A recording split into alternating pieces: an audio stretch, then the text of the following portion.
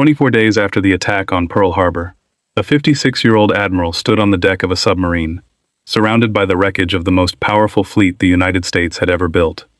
Battleships lay capsized in the mud. Oil still burned on the surface of the water.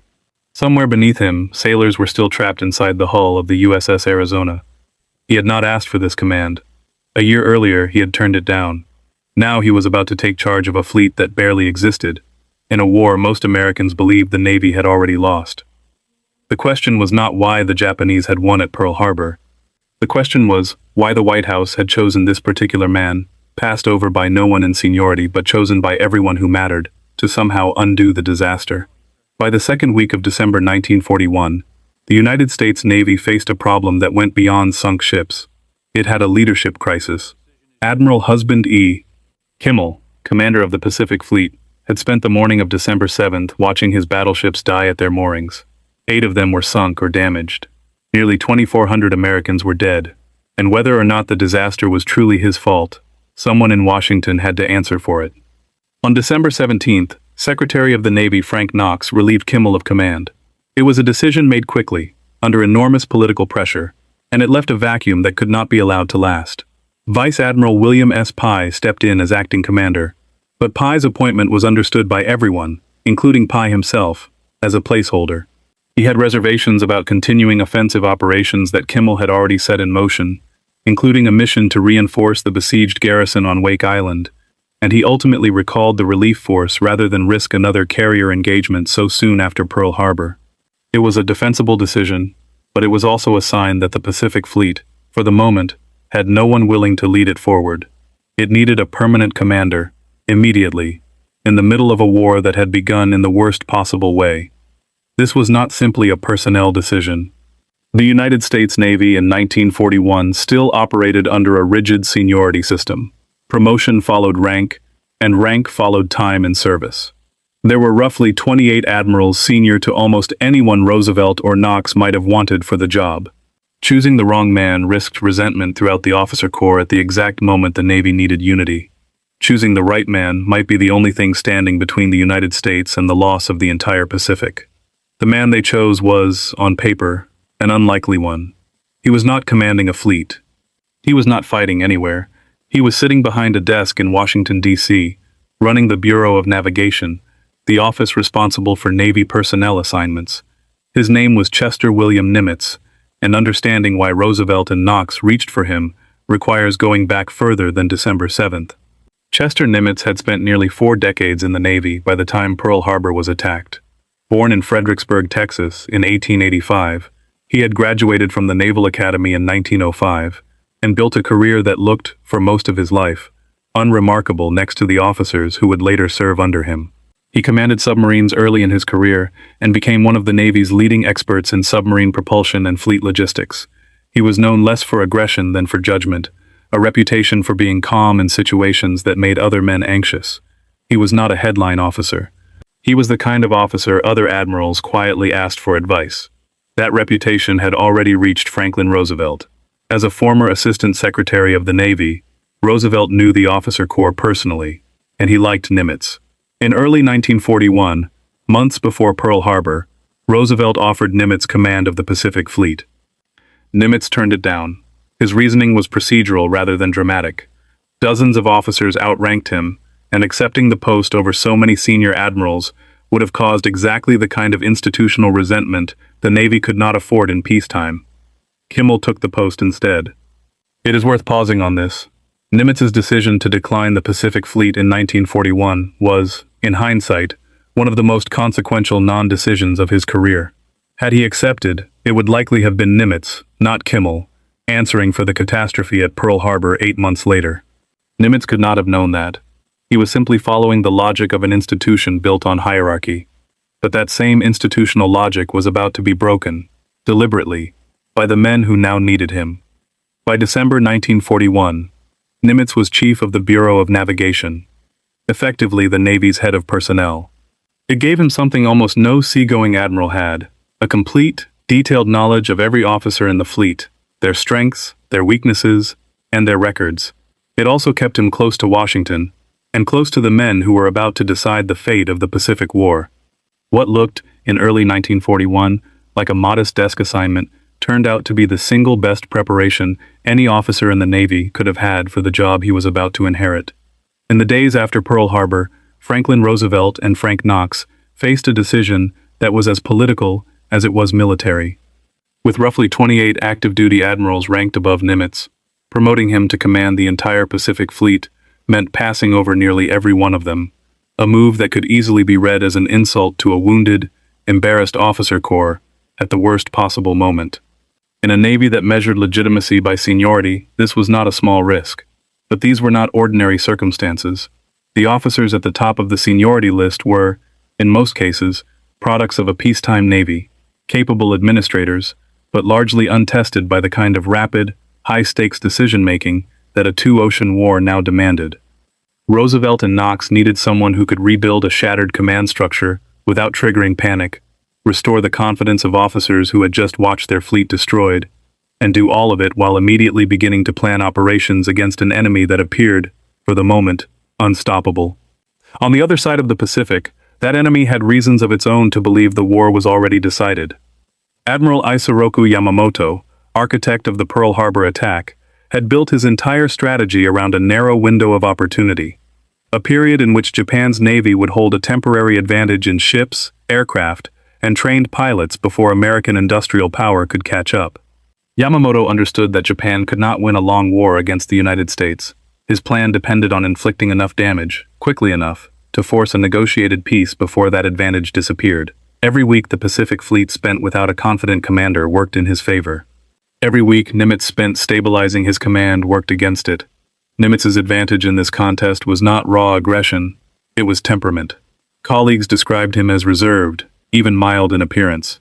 One aide reportedly said he looked more like a retired banker than a warrior. But beneath that calm exterior was a reputation, earned over decades, for making sound decisions under pressure, without losing his composure or the trust of the men around him. In a moment, when American commanders elsewhere had frozen or panicked, that quality mattered more than seniority. There was also a quieter, more practical reason. As chief of the Bureau of Navigation, Nimitz already knew exactly which officers throughout the fleet could be trusted with which responsibilities. He would not be arriving in Hawaii blind. He would be arriving with a working knowledge of who to keep, who to promote, and who to replace, knowledge that would prove critical in the weeks ahead. On December 16th, Knox informed Nimitz of the decision. Nimitz did not campaign for the post, and by most accounts did not expect it. He was ordered to the Pacific immediately. What followed was a journey that, in its own way, mirrored the urgency of the crisis itself. Nimitz's trip from Washington to Pearl Harbor took the better part of a week, a mix of train and aircraft travel across a country that had, almost overnight, gone to war. He landed in Hawaii on Christmas Day, 1941. What greeted him was not simply a damaged naval base, it was a fleet and a command structure in a state of psychological shock. For 6 days before formally assuming command, Nimitz was briefed on the scope of the disaster. Battleships lay capsized or resting on the harbor floor. Officers who had survived the attack were exhausted, humiliated, and uncertain of their own futures. Kimmel himself, still on the base awaiting the outcome of what would become a long and controversial inquiry into his conduct, met with his successor personally. Nimitz reportedly told him that the same catastrophe could have happened to almost anyone in his position. A small gesture, but one that mattered inside an officer corps bracing for recriminations. On the morning of December 31st, 1941, Nimitz formally took command of the Pacific Fleet.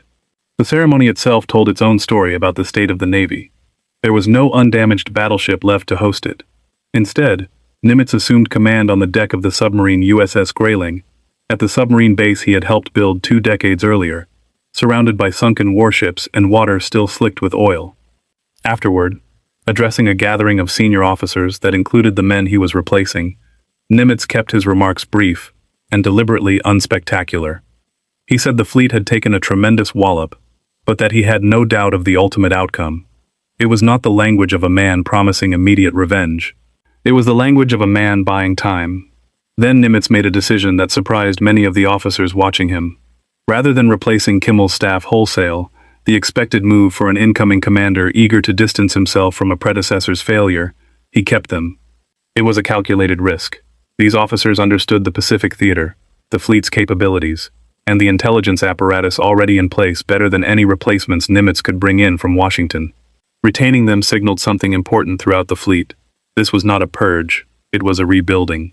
That distinction mattered enormously, because embedded within Kimmel's retained staff was a resource whose value the outgoing command had not yet fully exploited.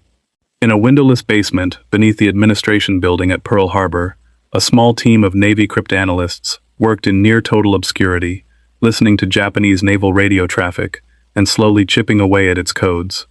This unit, known within the Navy as Station HYPO and led by Commander Joseph Rochefort, had existed before Nimitz arrived, but it had never been given the full trust or resources of the fleet's senior command. Its officers worked long hours in a job most of the surface Navy did not fully understand and, in some cases, did not fully respect. Nimitz's decision not to dismantle the intelligence staff he inherited extended directly to this unit. He backed Rochefort's team, gave them room to work, and, crucially, began acting on what they told him, even when their conclusions were incomplete or contested by other, more prestigious intelligence offices in Washington. This was, in its own quiet way, as significant a decision as accepting the command itself. Code-breaking is not dramatic to watch. It produces no explosions, no headlines, no immediate victories.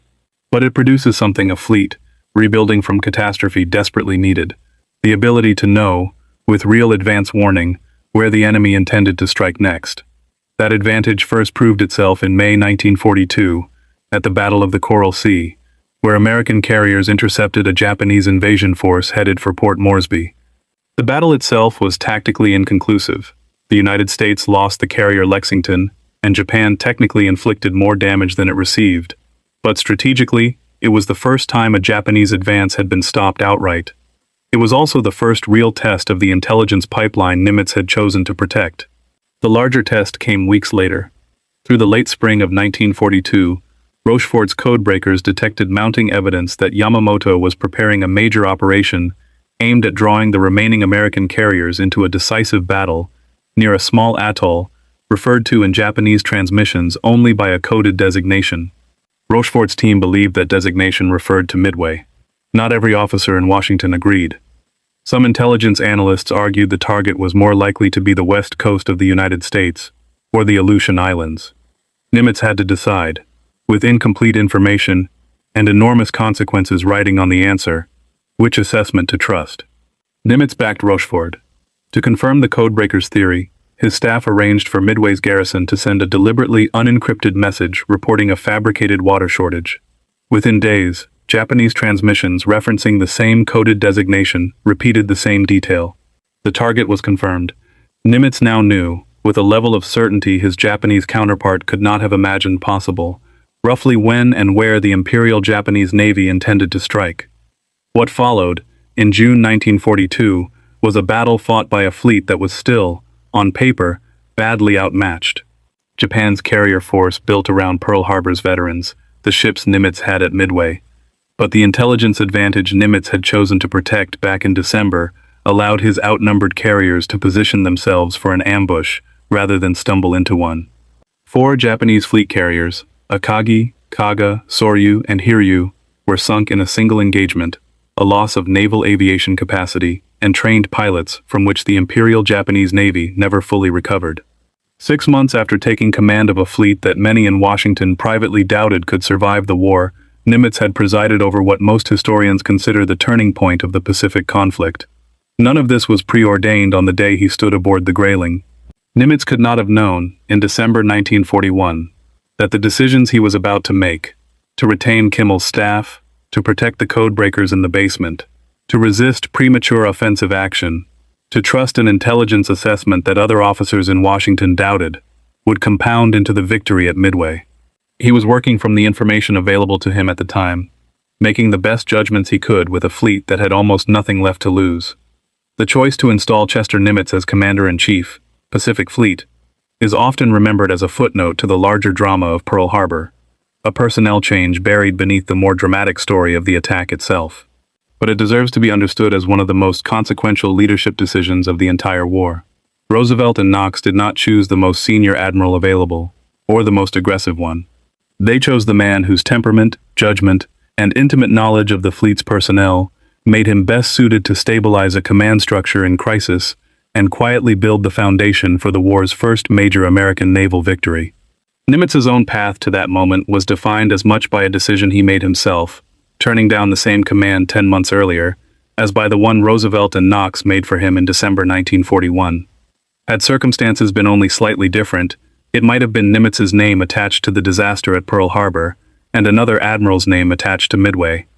Instead, the man who looked more like a retired banker than a warrior stood on the deck of a submarine, surrounded by the wreckage of the fleet he had just inherited, and quietly began building the command that would break the Imperial Japanese Navy within 6 months. The decision to put him there was not the most dramatic moment of the war.